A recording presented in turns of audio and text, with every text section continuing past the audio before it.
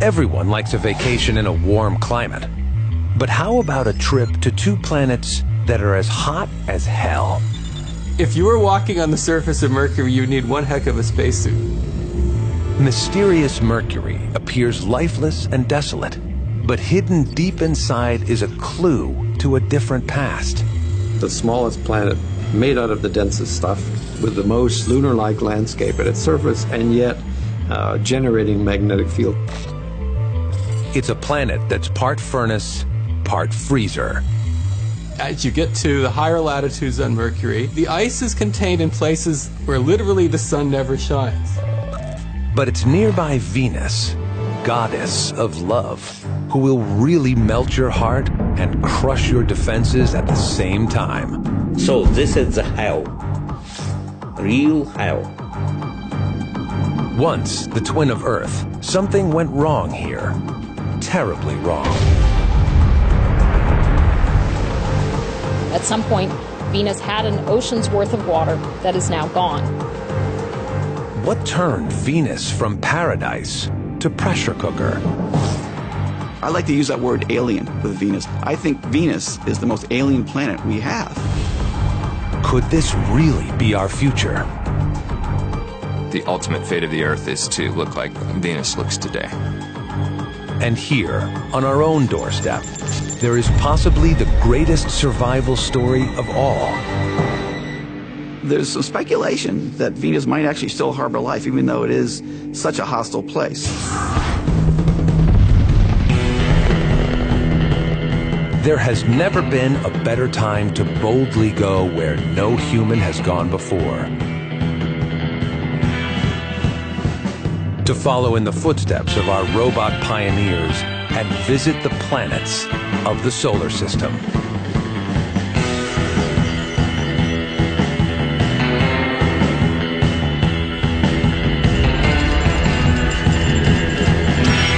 Last 40 seconds, everything looks good for launch. Oh man, that's incredible. Ever wanted to be an astronaut? Imagine it was you who was heading to the hot zone of the two inner planets. Where would you go? What would you see? And how would you survive? And liftoff. The latest robotic missions have revealed more about these worlds than ever before. Tranquility Base here. Armed with this new knowledge, think of this as your personal travel guide to our near neighbors.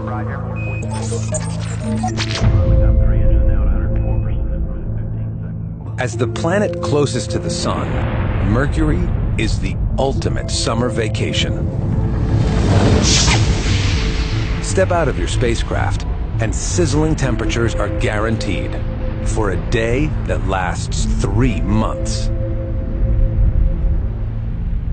And when the sun finally does set, the nightlife begins with a unique cosmic light show.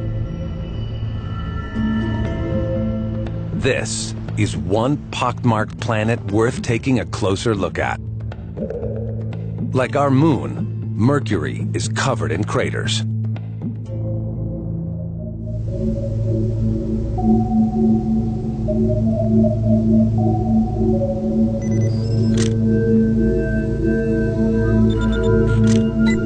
You can't look at the moon or Mercury without seeing impact craters.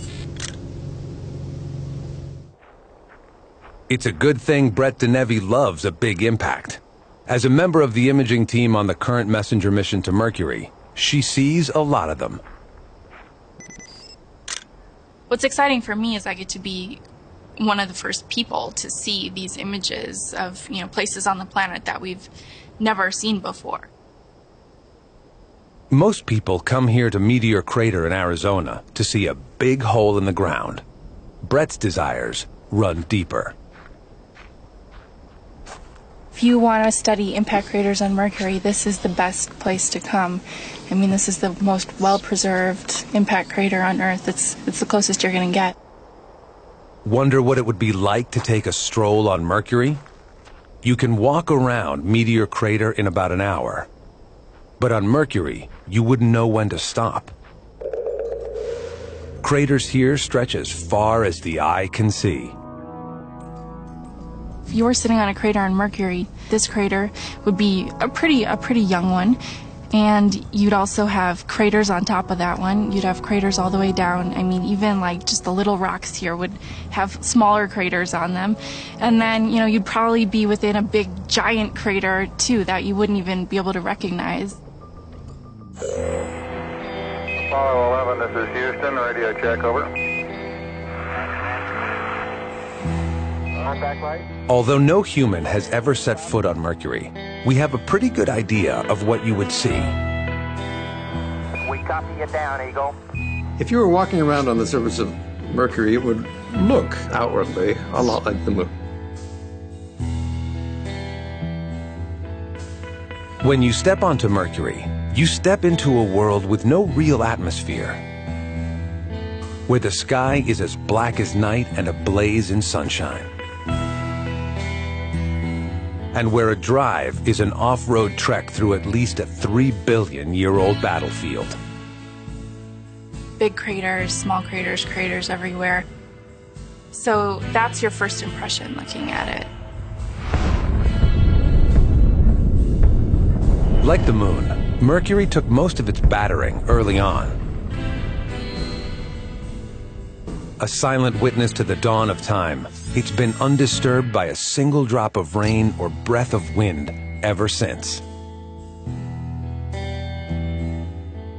For the most part, the surface of Mercury has been frozen in time for periods of billions of years. And you may say that's boring, but not necessarily. It's a good thing because these planets, such as Mercury and the Moon, preserve a record of what was going on during this critical early period of the solar system's formation. And so we can basically study it there because it's laying right on the surface. Every stone and crater of this pockmarked world has the potential to gaze back 4.5 billion years. But counting these craters is just the first challenge when it comes to revealing a planet like Mercury. It's always low on the horizon, so it's hard to point a telescope at it from Earth. It's hard to get into orbit around Mercury because it's so close to the sun. For that reason, Mercury remains one of the most underexplored planets in our solar system. Many aspects, like its geological past, are a mystery. But some things we do know. This lonely planet has a strange sense of keeping time.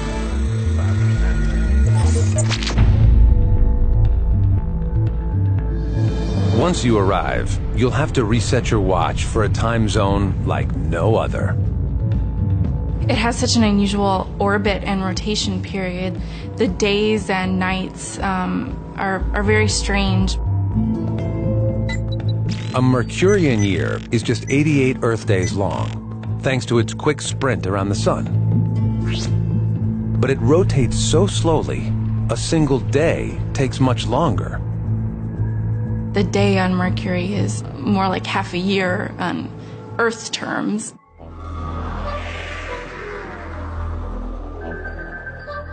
Although known to us since ancient times, for thousands of years, we had little idea what the planet really looked like.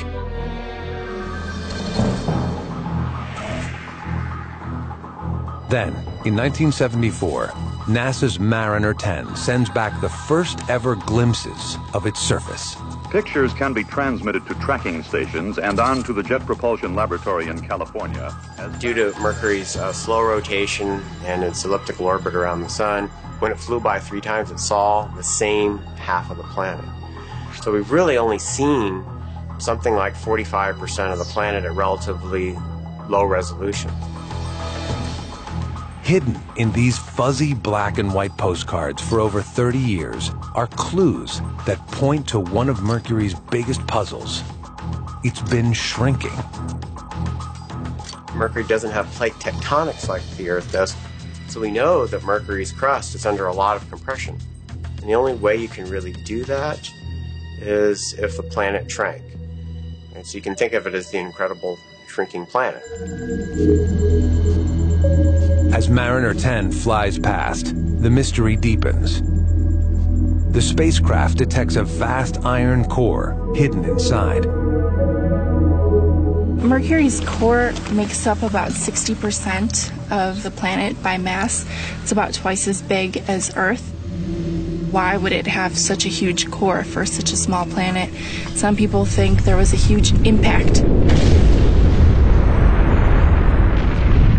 It kind of stripped off a lot of the planet, and now what we're seeing is just a remnant of a once bigger planet. What's left is a planet load of iron.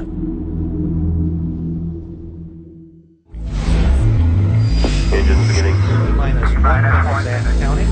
Arriving at Mercury, there's a list of natural wonders to see, and even a dazzling light show. And liftoff. These images are the clearest to date of Mercury.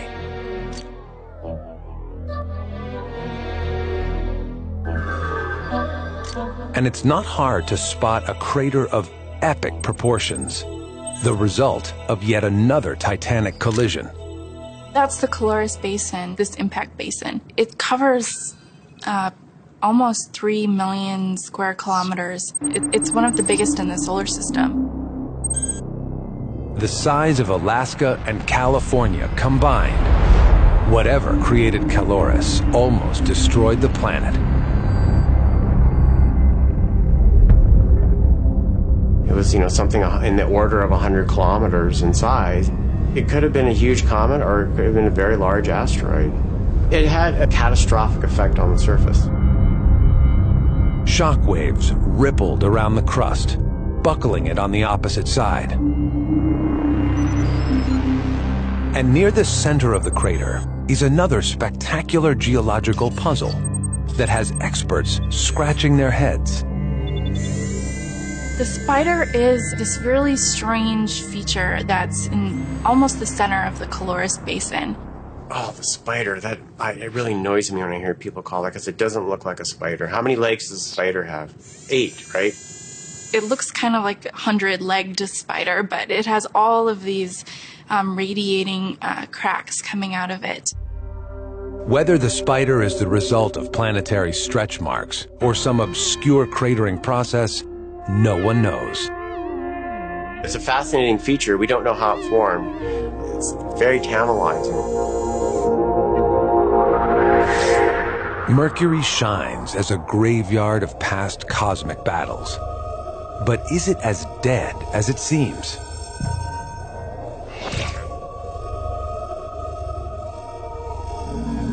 A wise traveler would tread with caution. When we're looking at the surface, there's all these craters, and they're pretty much the same structure, They have a raised rim, circular. And so when we see a crater that looks like this one here, it doesn't have a raised rim, it's irregularly shaped.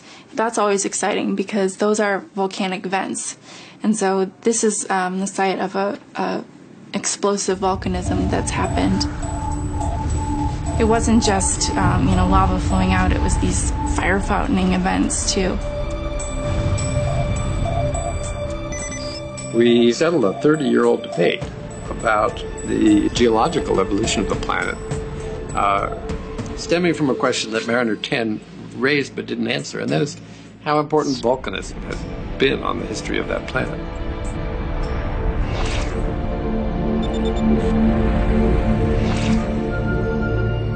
So, for a planet that appears inactive, more has been going on deep inside Mercury than we ever gave it credit for.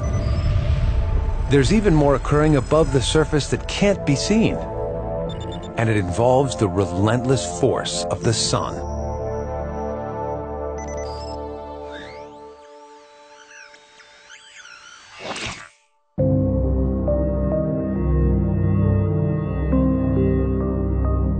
Like Mercury, the Earth takes a beating from the sun's violent temper. Flares, sunstorms, and other solar hissy fits can cause electronic mayhem for the satellites that roam above our heads.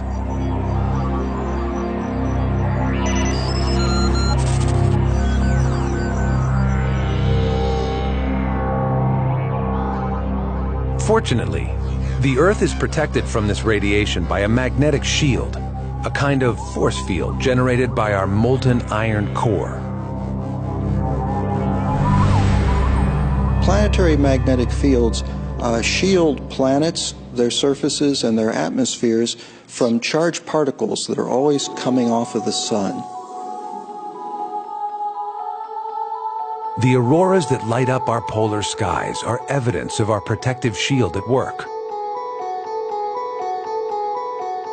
Without it, life would not exist here.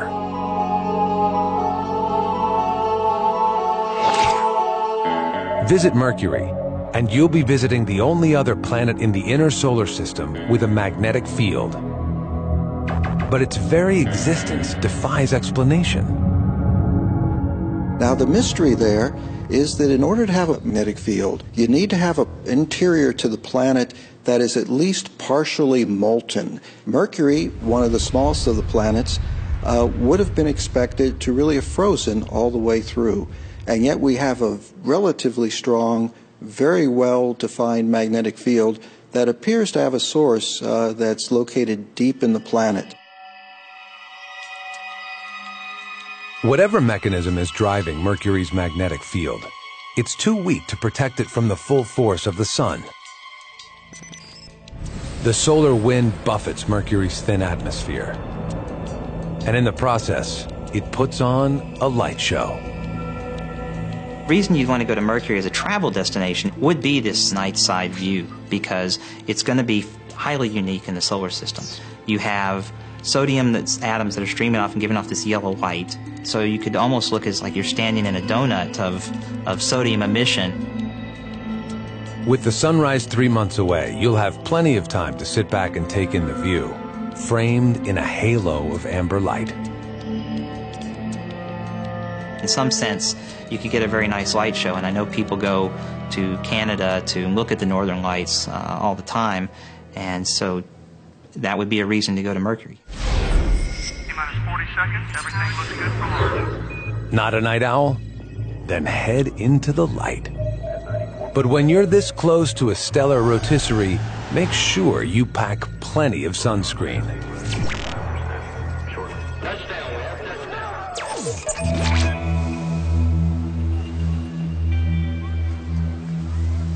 If you want a suntan, you can't beat the dusty sands of Mercury. Stretch out on the ground here, and the sun crackles and fizzes right above you, appearing almost 3 times bigger in the sky and 7 times as hot. If you were walking on the surface of Mercury, you would need one heck of a spacesuit, because if you were in the sun, it would be extremely hot. You would see an enormous sun in the sky that would just, burn you to death if you, spent any time in it whatsoever. The Mercury really climbs on Mercury to a toasty 840 degrees Fahrenheit. That's about twice as hot as your kitchen oven on full heat.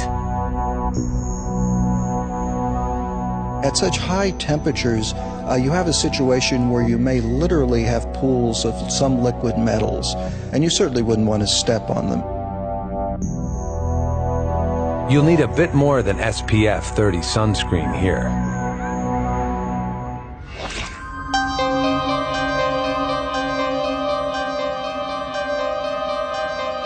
To escape the heat, you can always head to the dark side, but dress warmly.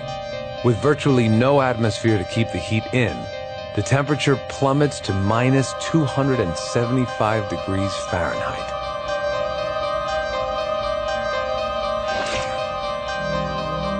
And it's here in the freezer that Messenger will encounter another puzzle. Can ice exist on a planet so close to the sun? It was only when the first radar observations of the surface of Mercury were obtained, back in the 90s, that it was discovered that Mercury, in fact, had what appeared to be polar caps in these first radar images. Some corners of Mercury's polar craters are in permanent shadow. Here, on the most sun-baked planet of all, water seems to survive frozen in eternal darkness. The ice is contained in places where literally the sun never shines. And so the ice is sequestered in these dark interiors of craters at the high latitude regions.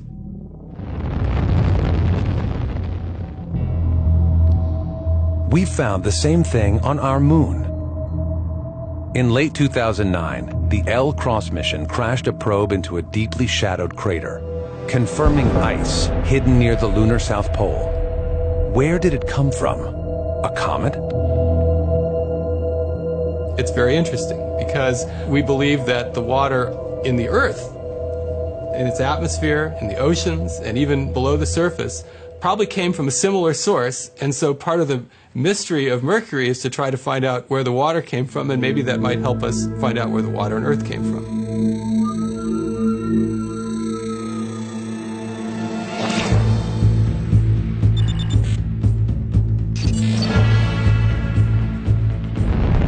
It may never be possible to send a human to Mercury.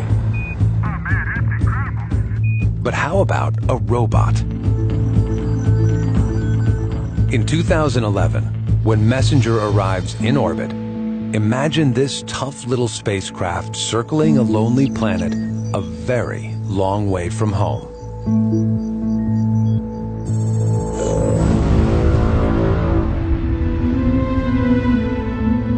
Move away from the sun and you'd expect things to cool down a little. Venus, the picture of coolness and calm. All pale, beguiling, and cloaked by clouds. But the planet of love is shrouded in mystery. Drop beneath her treacherous veil at your own risk. T-minus 40 seconds. Everything looks good for launch. Planning a vacation to Venus? Nothing is as it should be here on our twisted alien twin. Houston now controlling. 4.5 billion years ago, Venus and Earth started out as planetary twins. They were formed right next to each other. They're very close to each other in the solar system. They have similar sizes. Not only that, we now know that the planets were exchanging material early on, that bits of Earth were falling on Venus and bits of Venus were falling on Earth. So if life started on any of these worlds, it may well have spread among them through these little chips getting knocked off from all the impacts that were happening then, all the big collisions. You are there on the most exciting, nerve-shattering journey in the history of man. 50 years ago, it was easy for us to imagine Venus, closer to the sun and wrapped in clouds, to be our scorched, tropical sister swarming with life. There was this picture of Venus as a kind of primitive, steamy Earth, complete with giant tree ferns and dinosaurs. Altogether, it seemed to us that it should be just possibly even populated world. In 1975, the camera on the redesigned Venera 9 finally penetrates the Venusian veil. But what it sees is nothing like the tropical paradise imagined.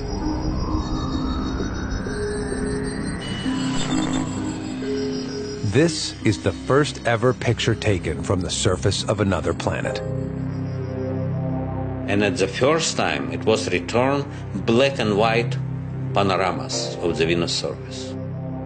This images was extremely important because at the first time we, human beings, had a chance to see with our naked eyes completely different other world. We were very much proud of that. Most of the Venera photos I don't remember seeing because this was the Cold War, it was the Soviet Union, and I guess the press or even American scientists just didn't pay attention. So it wasn't part of our consciousness in the 70s that the Soviets were doing this. Impressive stuff.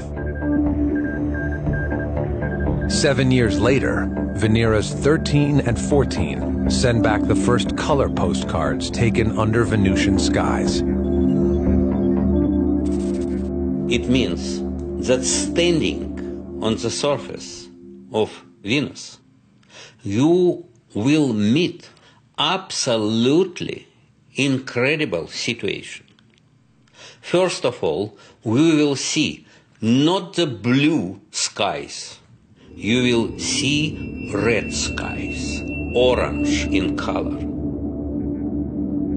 This is the hell, real hell. Hell is a good description. This is what it's like to enter the Venusian underworld, a volcanic landscape ruled by crushing pressure and searing heat. No probe survives here for much more than a few hours, and none have ever returned.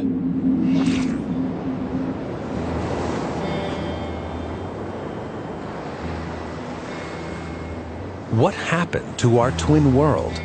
Was Venus always as barren and hostile as it appears to be? One of the most intriguing things about Venus is that we know that at some point in Venus's history, it had an ocean like the one we have here on Earth. There's been chemicals measured in the atmosphere that tell you at some point Venus had an ocean's worth of water that is now gone.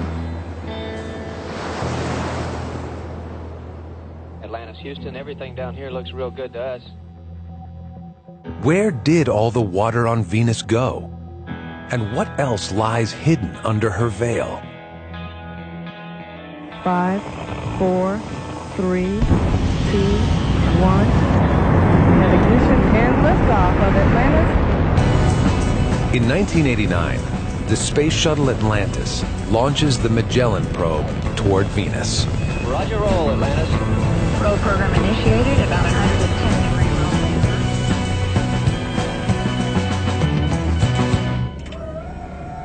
After a journey of 15 months, Magellan uses radar eyes to peer through the clouds from orbit. Watching from Earth is Ellen Stofan. When you have that ability to pick up an image and say, I'm one of the first 3 people, I'm one of the first 5 people to ever look at this piece of ground on another planet, it's such a sense of awe and a sense of discovery.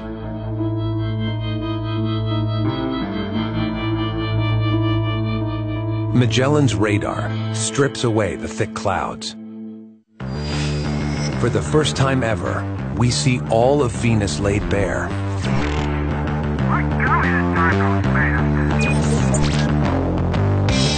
Welcome to Lava Land. There are volcanoes of all sizes, from a kilometer across to hundreds of kilometers across. And in that sense, it's not all that different from some areas on the Earth. But on the other hand, it's of course this dry world with no vegetation at all.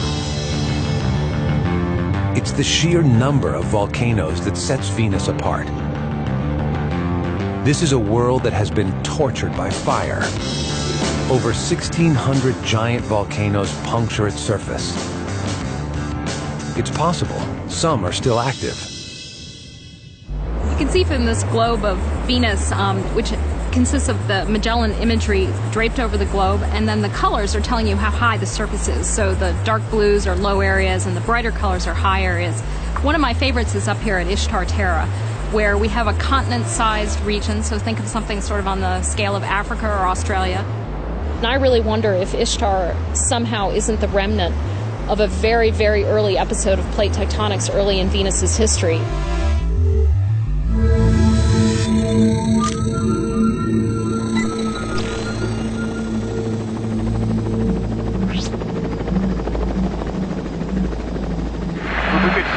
Hover like this over Venus, it would probably look a lot like this.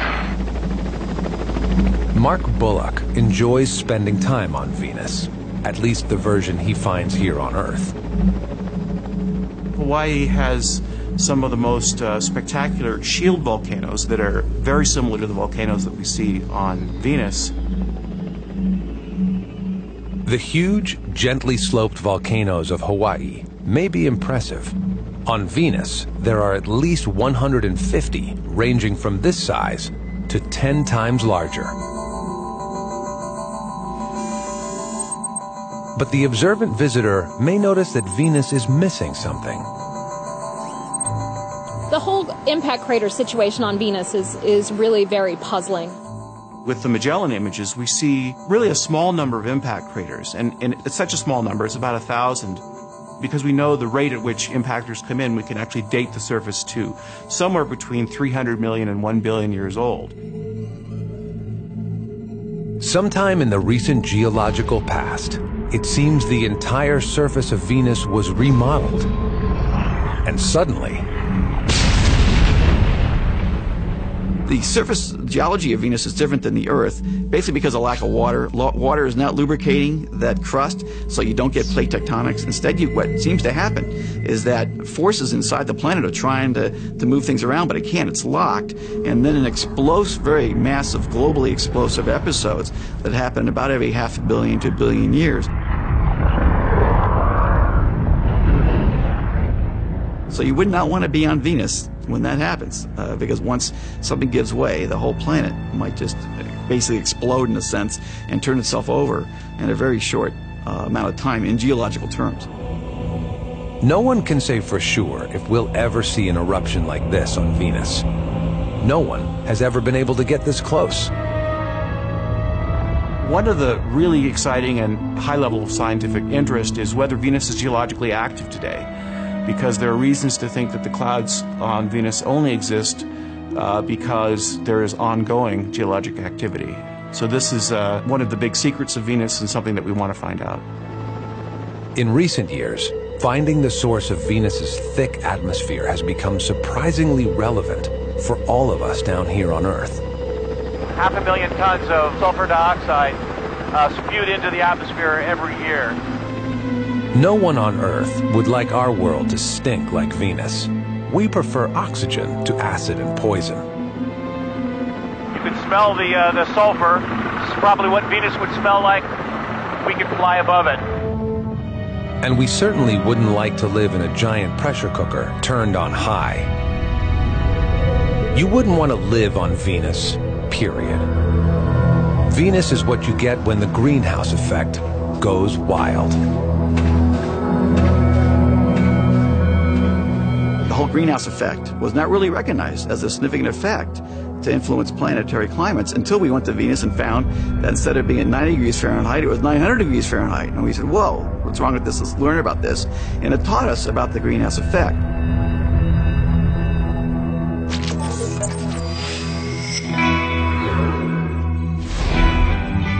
Ever wondered how alien a planet could be? How bad a climate can get? Try the planet next door. The best way to experience Venus is to hitch an imaginary ride on a Soviet Venera probe.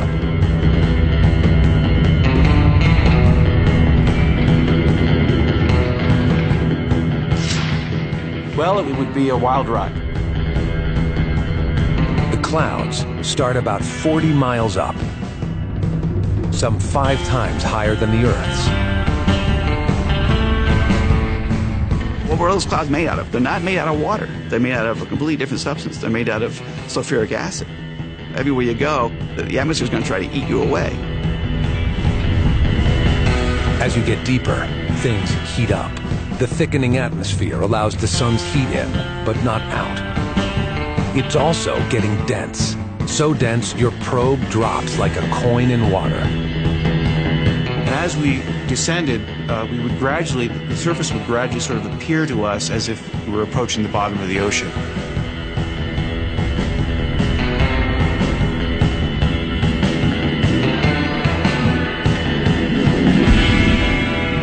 Congratulations! You've arrived on the hottest surface in the solar system. Here, the official temperature is 870 degrees Fahrenheit. Day or night, equator or pole, the searing heat never varies more than a few degrees. And it's why we have so few snapshots from the Venusian surface.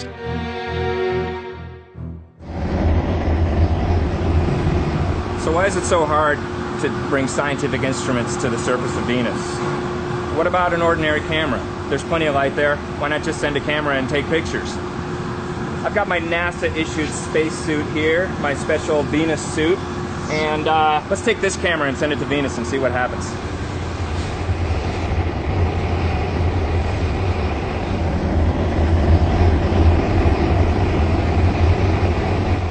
Primarily, you don't want to melt.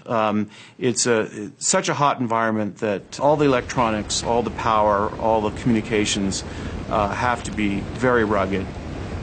Oh, that's cool, though. Anything mechanical, anything electronic is just an enormous challenge to have it function on the surface.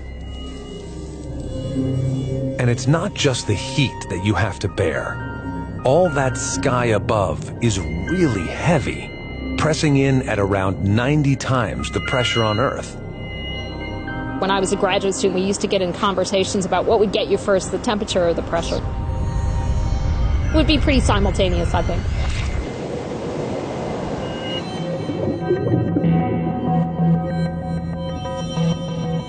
To descend to the surface of Venus is the same as diving over half a mile underwater. It's an enormous pressure, enormous crushing pressure. How do you make things that withstand? How do things turn and move under those huge outside pressures? Well, that's what the armor of technology is all about. The exosuit, using composite fiber and strong aluminum alloys and stainless and titanium and all these things, it looks like something out of Transformers or out of a comic book. That's the same kind of suit that you'd need on the surface of Venus. You'd never guess the dangers on the ground from orbit. Except maybe for this: massive, double-barreled storms hovering above the poles. These, what we call dipole features twirling around. We don't know really what they are, but the whole feature itself is only 1,000 or 2 kilometers across. It's not very big, but it has like a figure-8 type of look to it. Believed to be created by winds that roar around the equator at speeds up to 230 miles per hour, these hurricanes can split into 3 and even 4.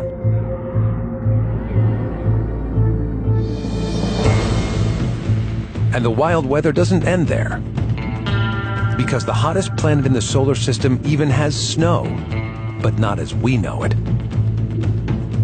All of a sudden in the radar images, all the mountains go white. Now that's because there's some kind of highly reflective coating. It wouldn't look white to your eyes if you could actually land on the surface of Venus. It might look shiny because we actually think it might be some sort of metallic coating, almost like a pyrite or a fool's gold. So something sparkly, which to me is even better than looking at snow.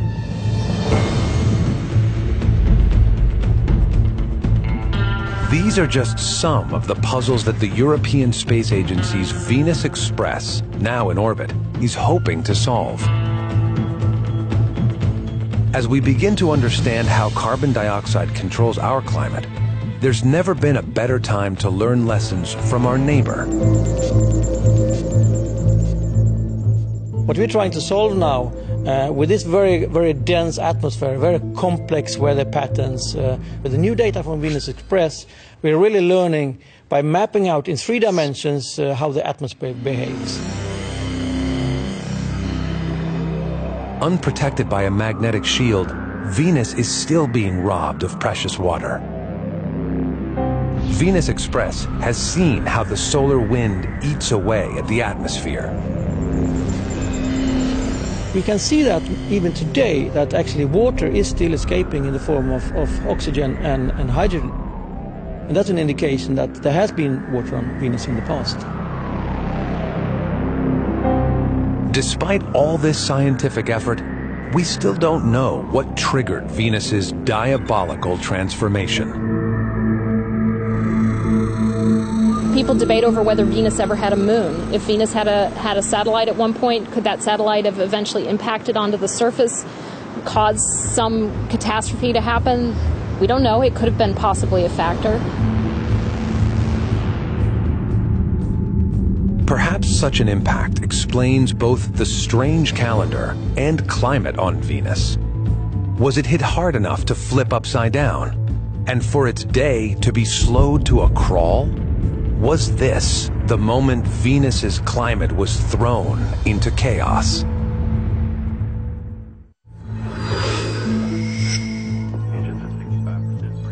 Whatever the cause of Venus's climate calamity, could life have ever survived such an ordeal?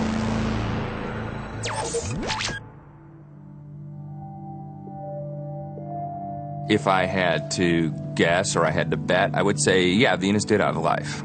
And I say that because what we do understand about life on Earth is that it started early and doesn't seem to have required any extraordinary conditions. If there was life of our kind, the organic kind, on the surface of Venus a long time ago, then what happened to that life? Well, one possibility is that it just died out. But there's another possibility that's a little more exotic, which is that it may have migrated up into the clouds. There's some speculation that Venus might actually still harbor life, even though it is such a hostile place. And the reasoning is that, well, gee, at one time, Venus was like the Earth in the first 2 billion years or so of its history. So if life were to grab a hold, maybe life was able to stay ahead of the environmental disaster that befell Venus as the water basically left the planet. Could life really exist in the clouds of Venus?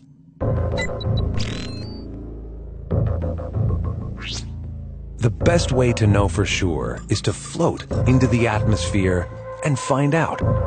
Right behind us is the Valor balloon, which we intend to fly in the skies of Venus in a couple of years from now. Valor will be tackling the acid clouds of Venus with a little help from frying pan technology. There's been 2 other balloons already launched to Venus in the mid-1980s. These were the Vega missions. There were 2 separate balloons that the Russians put into the atmosphere. And one thing they knew to do was to put Teflon on that whole balloon. And the balloons worked perfectly for 2 days, just as designed. And so we know that Teflon works. Battling violent updrafts and acid clouds, these non-stick pioneers were swept nearly halfway around the planet. Kevin expects Valor to go further. We'll circumnavigate the planet, that is, fly around the world of Venus, not just once, but up to 5 times. And if we do that, if we accomplish that, we will by far have the world's record, actually it's the universal record, for flight in the skies of any planet anywhere.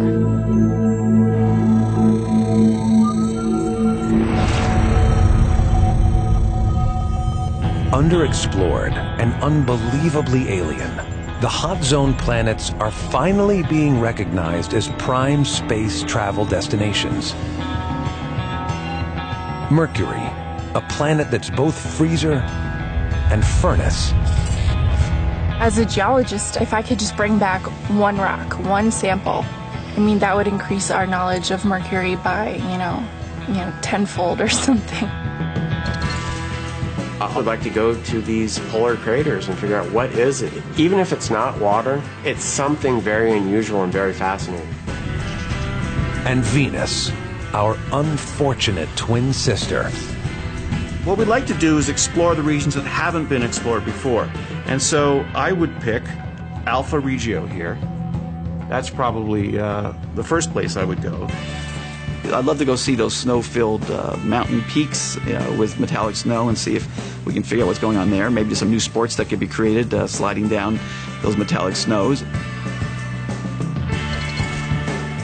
And then, of course, there's the future story and what's going to happen to Earth in the distant future. And that's another reason we're really interested in Venus, because the ultimate fate of the Earth is to look like Venus looks today. Venus and Mercury, 2 planets of wonder, but trapped in their own alien hells. Perhaps not obvious destinations to discover more about our home planet. But that's the beauty of traveling the solar system. It's just full of surprises.